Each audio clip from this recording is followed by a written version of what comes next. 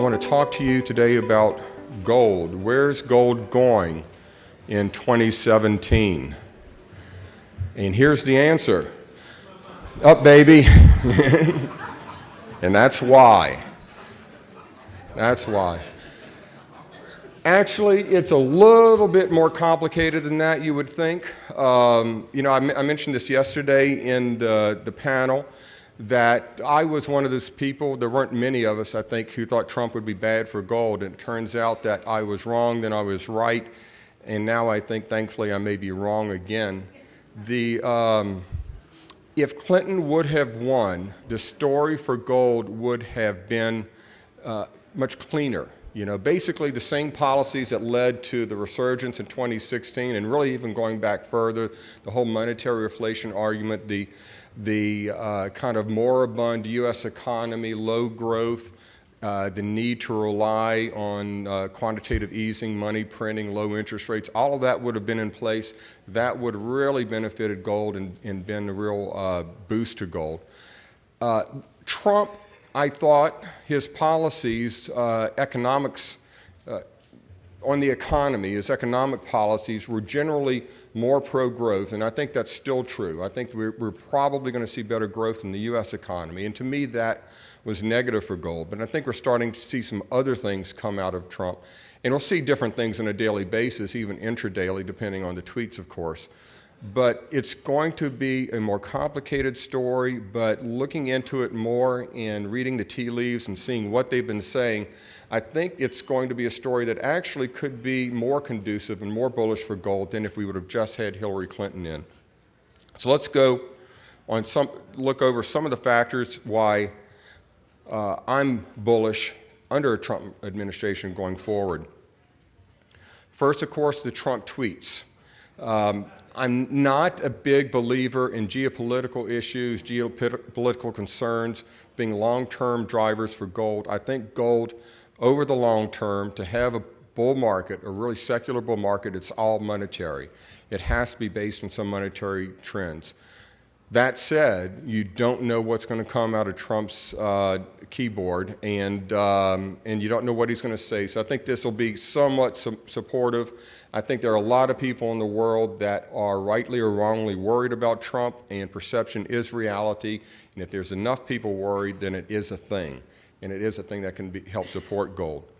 I think that you may have seen some people report in analyzing the track record of some of Trump's advisors. They are generally bullish toward gold, favorable toward gold's, and understand gold's role in the monetary system. Some of them have even come out in favor of a gold standard, which I don't think is realistic in this day and age, politically or practically. But they are generally favorable toward gold. You may see some things happen in regard to trading practices and manipulation and prosecutions come out of this administration that you would not have seen otherwise. Stimulus spending, not a good idea. I don't think it's a good idea. It didn't work for Obama, but Trump seems to like it. They're talking about $1 trillion stimulus infrastructure spending plan. You have something like that, that's going to give put the wind behind gold as well. And the U.S. economy in the short term, but it won't help deficit spending, which I'll get to in a second. Economic growth, unleashing inflation. The U.S. economy looks like it's going to have a better experience under Trump, but we're already seeing signs of inflationary pressures building. It's a very tight labor market. It's hard for the economy to fit any more part-time workers into the economy. But that's where we are. We're going to see some wage price pressures if the economy starts growing on a 3 to 4% tack as opposed to 2%. And we're already seeing some commodity price pressures. One of the things that has kept headline inflation low has been energy prices. But now that energy prices are rebounding somewhat, we're seeing that come in and actually start to lift headline inflation a bit more. So that's a potential as well. Weak dollar bias. We've found out, or we're getting hints now from what Steve Mnuchin and Trump are saying, that they're going to be mercantilist in nature. They don't have a strong dollar policy. Just by not saying that they want a strong dollar indicates that they want dollar weakness. It's kind of a weird political thing there, that if the Treasury Secretary doesn't come out and say strong dollar, then it's a warning sign for the markets, and that's precisely what we're seeing. I think they're going to take a weak dollar as a shortcut to growth, to boosting trade growth. It's irresistible for a politician to take advantage of that. It's an easy way to do it, and I think that's what they're going to do. Sector rotation, we'll get into this a little bit more, but stocks look toppy here.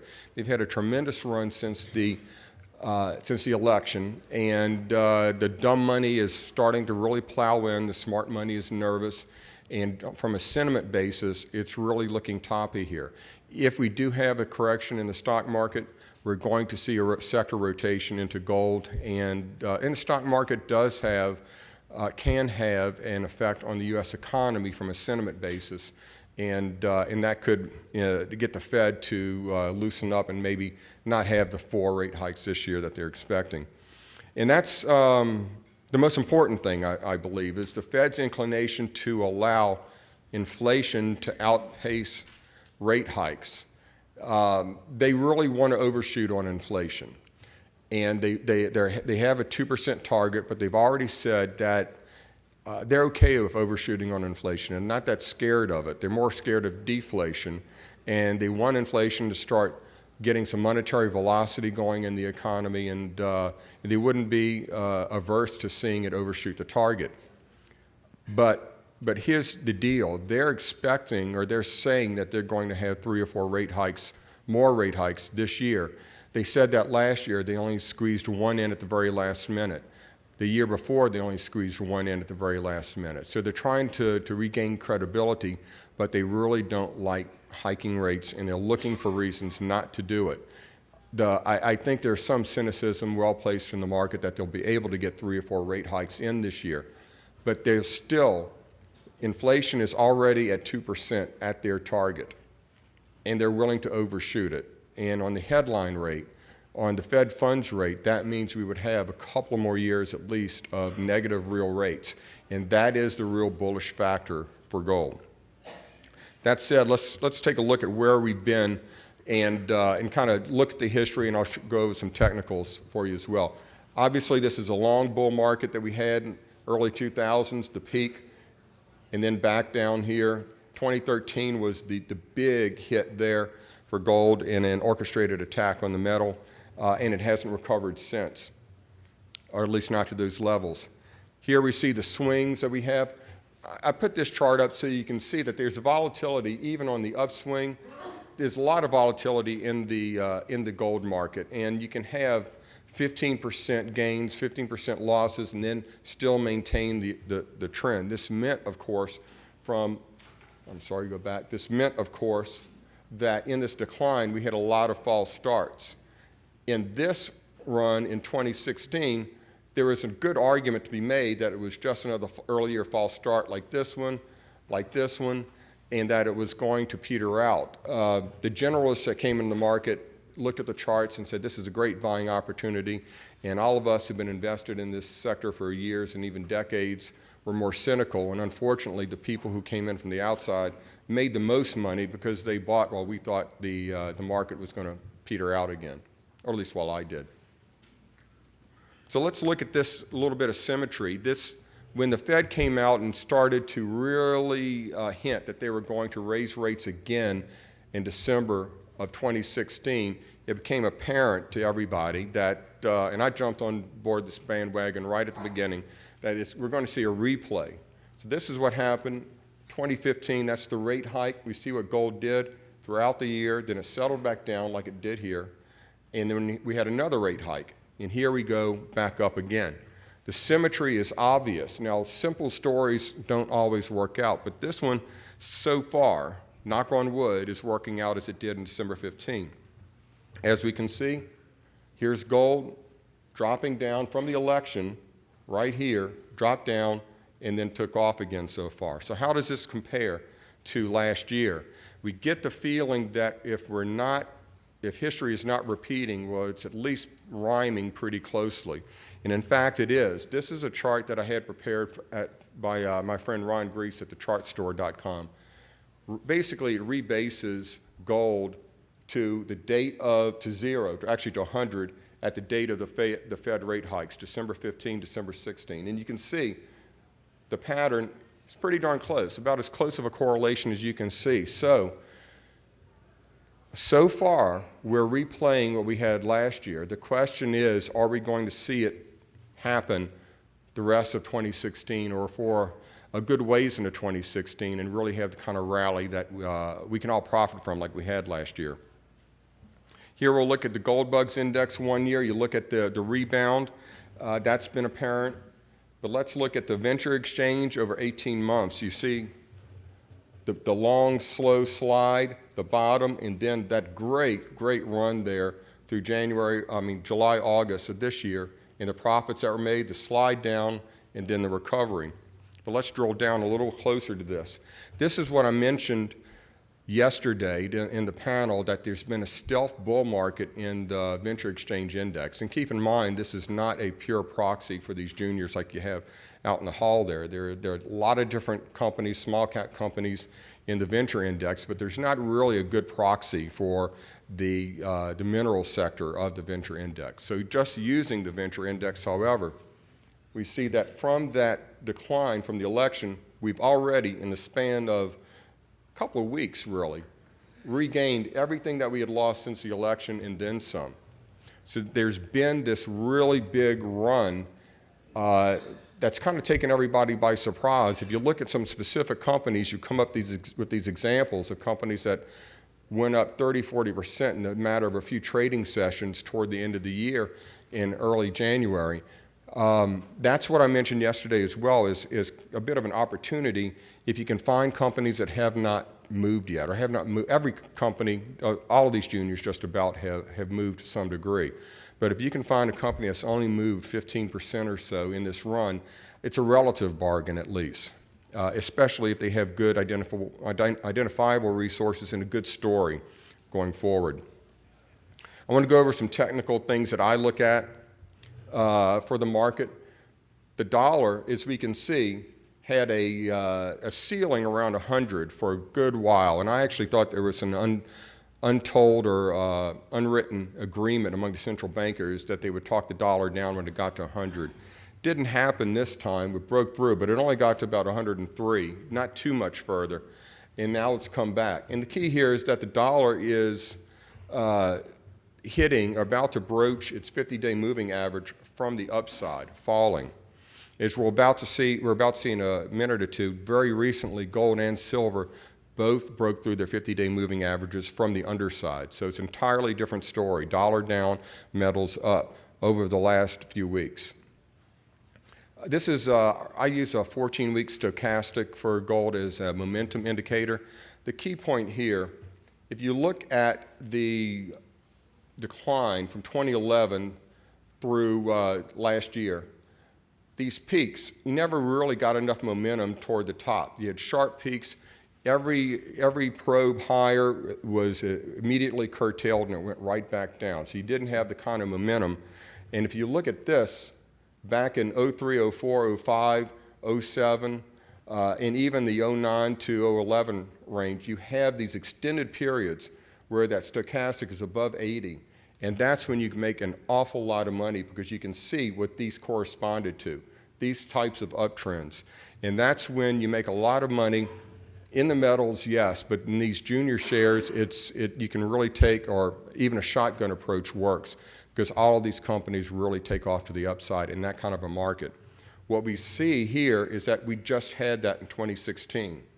We had a correction, and here we are right now on the upswing again. So what we're looking for is to try and get that kind of an extended period with positive momentum in the market. Same thing for silver. It's a mirror image, just more extreme, which is what silver does. But you wanted these kind of rounded tops in that stochastic. We had it last year. Now we had our correction. We need to see what we're going to have there. So over the next weeks and months, that's one of the things we'll see to see if the metals can maintain that kind of positive momentum. Bollinger Bands is another good indicator we use.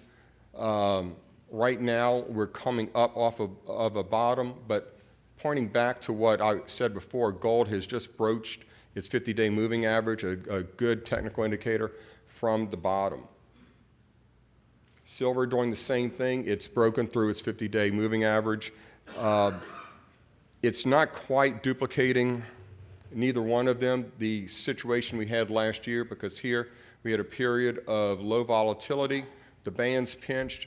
That presages a forecast of breakout in one direction. We had that breakout. We're not getting the band pinching this time, but that may be insignificant if we get the kind of momentum upwards that we're hoping for. Now, the 14-month stochastic is a much longer-term indicator.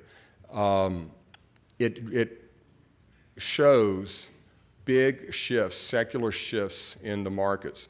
And what you'll see here, this is the late 90s. And we were just talking outside a while ago about whether this was the worst, coming out of the worst bear market in history. And the late 90s was pretty close to what we went through from, say, July of 2011 through December of last year, of 2015.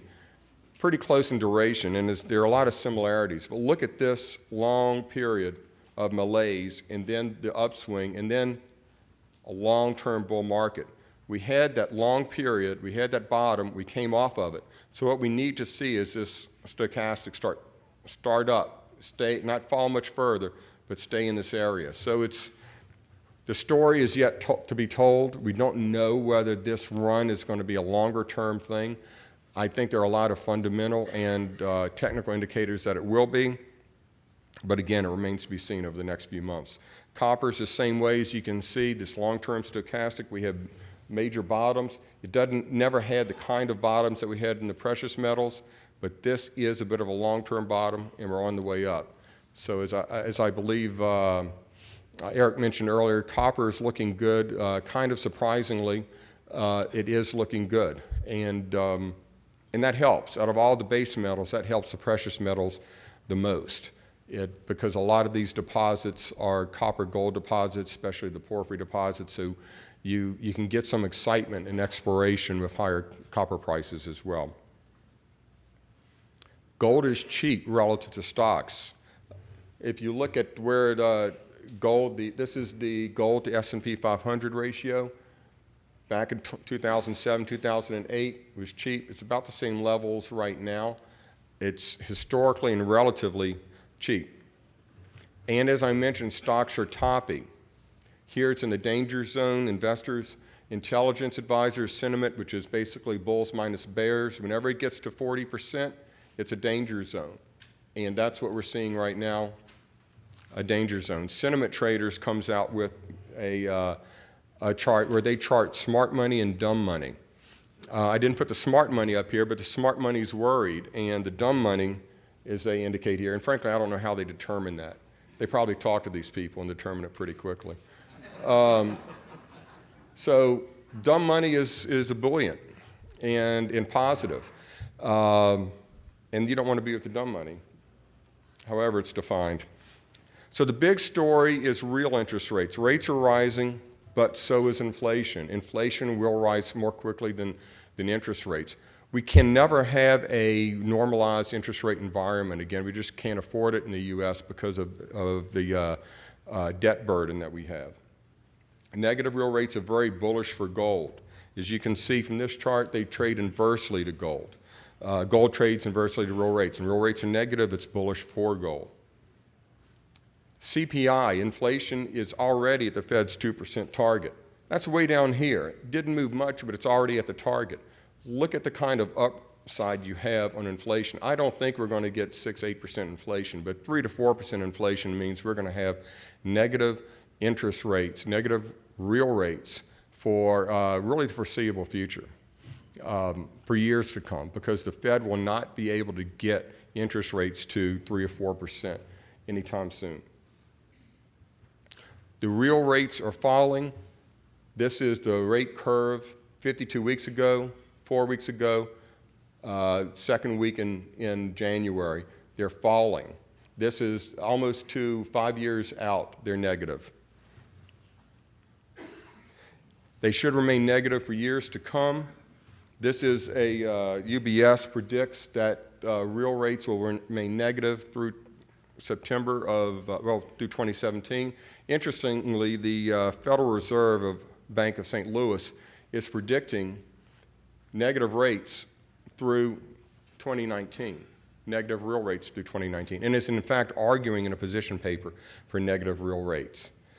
That's really interesting that they're doing that, but that's what they forecast. While the rest of the world is underestimating inflation, this is the Fed governor expectations, dot plots, right around 2%. They don't think inflation is going to get much above 2%, and they'll be mistaken. Gross federal debt. What is interesting about this is the trend line growth since the Federal Reserve was established is 8.78% compounded annual growth rate.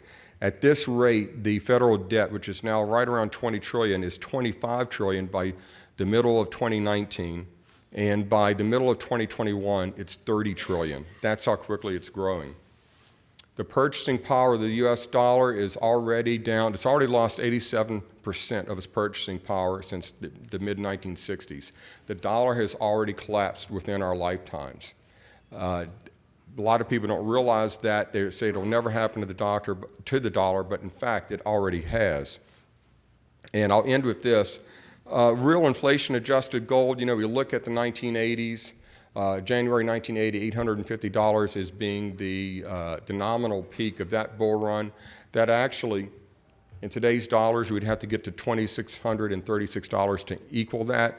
Even the July 2011 peak, we would have to get over $2,000, around $2,015 to equal that peak that was in nominal terms about $1,920. So we have a lot of uproom from these prices.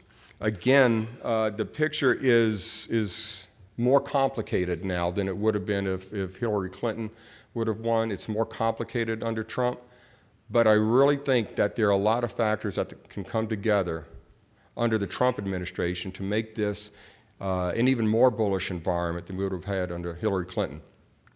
So I'll keep my fingers crossed as a U.S. citizen, and as I think the citizens of the world will under the Trump administration, but I think it's going to end up fairly bullish for gold. Gold newsletter, New Orleans Investment Conference, that's what I do. I have a special offer for Metals Investor Forum attendees. You go to goldnewsletter.com/MIF and you can get the newsletter for half price. It's only about $100 a year, so it's a really good deal. Go there, and that's it. I'll conclude with that, and they'll start on our company presentations now. Thank you.